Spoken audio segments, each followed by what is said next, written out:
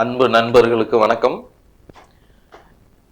நேரம் நல்ல நேரம் சேனலுக்கு உங்கள் அனைவரையும் இனிதே வரவேற்கிறோம். இனி வரக்கூடிய வீடியோக்கள்ல விசுவாவசு வருடம், தமிழ் வருடம், தை மாதம் 18ஆம் தேதி முதல் மாசி 16ஆம் தேதி வரை பிப்ரவரி மாதம் நடக்கும். இந்த பிப்ரவரி மாதத்தில் நம்ம ஒவ்வொரு ராசிக்கும் பலன்களை நம்ம மாத பலன்களை பார்க்க இருக்கிறோம். எல்லாரும் நல்லா இருக்கணும், எல்லோரும் நலமுடன் வாழ இந்த பிரபஞ்ச சக்தியை வாழ்த்தி, இந்த மாதம் பிப்ரவரி மாதம் காலபுருஷ தத்துவப்படி கிரகங்கள் எந்தெந்த ராசியிலிருந்து எந்தெந்த ராசிக்கு பெயர்ச்சி ஆகுறாங்க, அந்த கிரகங்களோட நிலவரம் என்னன்றத நம்ம பார்க்கலாம். இந்த மாதம் சூரியன், செவ்வாய், சுக்கிரன், புதன் இந்த 4 கிரகங்களும் மகரத்துல இருக்காங்க. ராகு கும்பத்திலையும், சனி பகவான் மீன ராசியிலையும், குரு பகவான் மிதுன ராசியிலையும், கேது பார்த்தீங்கன்னா சிம்மத்திலையும் இருக்கிறாங்க. இதுல பெயர்ச்சின்னு பார்க்கும் பொழுது உங்களுக்கு 3ஆம் தேதி முதல் உங்களுக்கு புதன் கும்பத்துக்கு பயிற்சி ஆகுறாரு. அதே போல 5ஆம் தேதி முதல் சுக்கிரன் உங்களுக்கு கும்பத்துக்கு பயிற்சி ஆகிறார். பிப்ரவரி 12ஆம் தேதி முதல் சூரியன் கும்பத்துக்கு பயிற்சி ஆகிறார். பிப்ரவரி 23ஆம் தேதி முதல் செவ்வாய் பகவானும் கும்பராசிக்கு பயிற்சி ஆவாங்க. இதுல 26ஆம் தேதி பிப்ரவரி 26ஆம் தேதி புதன் வக்ரமாகிறார். அதே போல சுக்கிரனும் இந்த மாத கடைசியில மீன ராசியில போய் தன்னோட உச்ச வீட்டில் அவரு பிரவேசிக்க போகிறார். இதுதான் இந்த மாதத்தோட கிரக நிலைகள். இந்த கிரக நிலைகளை வச்சுதான் நம்ம ஒவ்வொரு ராசிக்கும் எப்படி பலன்கள் இருக்கும் அப்படின்றத நம்ம பார்க்க இருக்கோம்.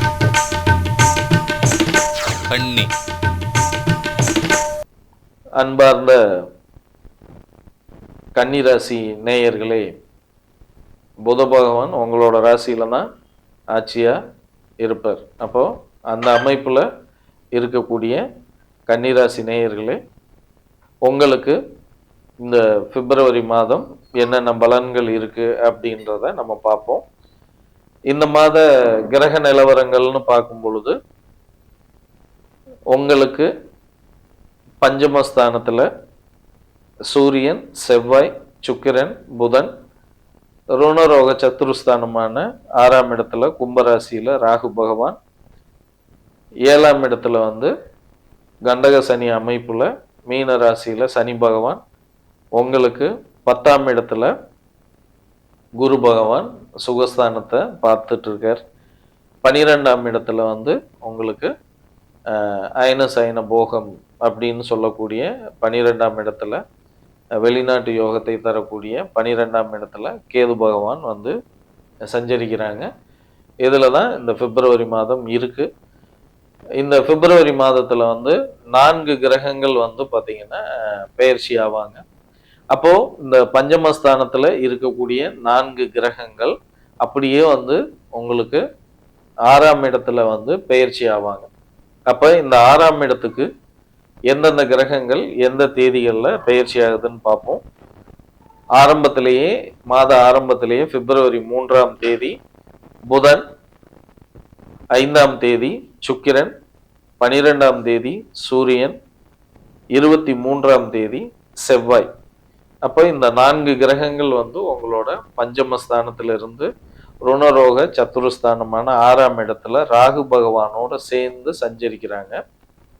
அப்போ இந்த சூழல்ல உங்களுக்கு என்னென்ன மாதிரி பலன்கள் இருக்கு?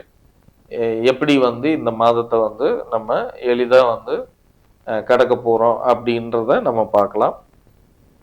முதல்ல இந்த பஞ்சமஸ்தானத்துல இருக்கக்கூடிய கிரகங்கள் ஆரம்பத்துல வந்து நமக்கு என்னென்ன மாதிரியான பலன்களை கொடுத்துக்கிட்டு இருக்காங்க. இதுவரை உங்களுக்கு சூரியனோட நிலையை பொறுத்தளவு சின்ன சின்ன உடல் உபாதைகளை கொடுத்த சூரிய பகவான் அவர் 6ஆம் இடத்துக்கு போகும் பொழுது, ஏன்னா உங்களுக்கு 12ஆம் அதிபதி அவர் 6ஆம் இடத்துக்கு போகும் பொழுது கண்டிப்பா உங்களுக்கு பொருள் வரவை ஏற்படுத்தி கொடுப்பார். செவ்வாய் பகவானோட நிலையை பொறுத்த மட்டும் செவ்வாய் 23ஆம் தேதி வரை வந்து அவரு உங்களுக்கு 5ஆம் இடத்துல இருந்து அதுக்கப்புறம் தான் பயிற்சி ஆகிறார். அப்போ 5ஆம் இடத்துல இருக்கக்கூடிய செவ்வாய் உங்களுக்கு சின்ன சின்ன சேதங்களையும் வந்து ஏற்படுத்திக்கிட்டு இருந்தவர் 23ஆம் தேதிக்கு அப்புறம் கடைசி வாரம் இந்த நிலை மாறும். அதே போல சுக்கிர பகவானை பொறுத்த மட்டும் 5ஆம் தேதி வரை உங்களுக்கு 5ல இருந்தார். சின்ன சின்ன மனக்கவலைகளை கொடுத்துருப்பார். இப்போ அவரு 6ஆம் இடத்துக்கு வந்து பயிற்சி ஆகக்கூடிய காலம். அந்த மனக்குழப்பங்கள் வந்து கொஞ்சம் அதிகரிக்கிறதுக்கான ஒரு சூழலும் வந்து இருக்கு. இருந்தாலும் புதன் வந்து 6ஆம் இடத்துக்கு போகும்போது அவரு லாபங்களை வந்து கண்டிப்பா ஏற்படுத்தி கொடுப்பார். திரவிய லாபங்களெல்லாம் நீங்க எதிர்பார்க்க முடியும். அப்போ கிரகங்கள் வந்து 2 கிரகம் வந்து உங்களுக்கு எதிர்மறையா வேலை செஞ்சாலும் 2 கிரகம் உங்களுக்கு நேர்மறையா தான் வேலை செய்யக்கூடிய ஒரு அமைப்புல தான் இருக்கு. அதே போல 6ஆம் இடத்தில் ஆல்ரெடி ராகு வந்து பயணிக்கக்கூடிய அந்த காலம் உங்களுக்கு அஷ்டலட்சுமி யோகத்தையும் வந்து லக்ஷ்மி கடாட்சத்தையும் வந்து கொடுக்கறதுனால ரொம்ப ஈஸியா நம்ம அந்த பிரச்சனைகளை சால்வ் பண்ண முடியும். அதே போல குரு பகவானோட பார்வை உங்களோட சுகஸ்தானத்து மேல சமசப்தமா வந்து விழுகக்கூடிய காலம். எந்த பிரச்சனை வந்தாலும் நம்மளால ஈஸியா வந்து சமாளிக்க முடியும். அதே போல 8ஆம் இடத்துல இருக்கக்கூடிய சனி பகவான் நம்மளுக்கு சின்ன சின்ன நோய்கள் ஒரு சில விதத்துல அசௌகரியமான சூழ்நிலைகளை கொடுத்தாலும் குருவோட பார்வை அதை வந்து கண்டிப்பா வந்து சுகஸ்தானத்துல விழுகிறதுனால எந்த பாதிப்பும் நம்ம எதிர்பார்க்க முடியாது. எல்லாமே ஃபேவரா தான் இருக்கும். அதே போல 12ஆம் இடத்துல வந்து இருக்கக்கூடிய கேது வந்து உங்களுக்கு செலவுகளை வந்து கொஞ்சம் அதிகப்படுத்துறதுக்கான ஒரு வாய்ப்பும் வந்து இந்த மாதம் வந்து தெரியறதுனால திட்டமிட்டு செலவு பண்ணுங்க. பயணங்கள்ல கொஞ்சம் கவனம். வண்டி வாகனங்கள்ல செல்லும் பொழுது பாதுகாப்பு கவசங்களோட நீங்க பயணிக்கிறது ரொம்ப நல்லது. அதே போல 12ஆம் இடத்துல வந்து கேது இருக்கும் பொழுது கோவில் கும்பாபிஷேகத்துல எல்லாம் நீங்க கலந்துக்கிறதுக்கான ஒரு வாய்ப்புகள் உருவாகும். பயண நேரங்கள்ல வந்து பொருட்களை வந்து பத்திரமா வந்து நீங்க பாதுகாக்கணும். அதற்கான ஒரு அமைப்பு தான் இந்த மாதம் வந்து இருக்கு. அப்போ உங்களுக்கு வந்து குரு பகவானோட நிலை, சூரியன் வந்து 6ஆம் இடத்துக்கு போகக்கூடிய நிலை, மற்ற கிரகங்கள் உங்களுக்கு அசௌகரியங்களை கொடுத்தாலும் இந்த 2 கிரகங்கள் உங்களுக்கு ரொம்ப அற்புதமா வேலை செய்யுது. அதே போல புதனும் வந்து 6ஆம் இடத்துக்கு போனதுக்கு அப்புறம் வந்து உங்களுக்கு எவ்வளவு பிரச்சனைகள் வந்தாலும் உங்களுக்கு ரொம்ப நல்ல சூழலை தான் வந்து உருவாக்க போகுது. அப்போ இந்த மாதிரி இருக்கும் பொழுது உங்களுக்கு குரு தட்சிணாமூர்த்தி வழிபாடை வச்சுக்கோங்க. பெருமாள் வழிபாடு, விஷ்ணு வழிபாடை நீங்க பண்ணிக்கோங்க. சிவன் வழிபாடு வந்து உங்களுக்கு எல்லா விதத்திலையும் பிரச்சனைகளை வந்து சால்வ் பண்ணி இந்த மாதம் ஈஸியா வந்து இருக்கிறதுக்கு உதவி செய்ய போறாங்க. அப்போ இந்த வழிபாடுகளை நீங்க மாத ஆரம்பத்திலேயே பண்ணிக்கிட்டீங்கன்னா இந்த மாதம் ரொம்ப நல்ல ஒரு மாதமா தான் அமைய போகுது. அதுல எந்த மாற்றமும் இல்லை. இந்த மாதம் இனிய மாதமாக அமைய உங்களுக்கு என்னோட வாழ்த்துக்கள். நன்றி.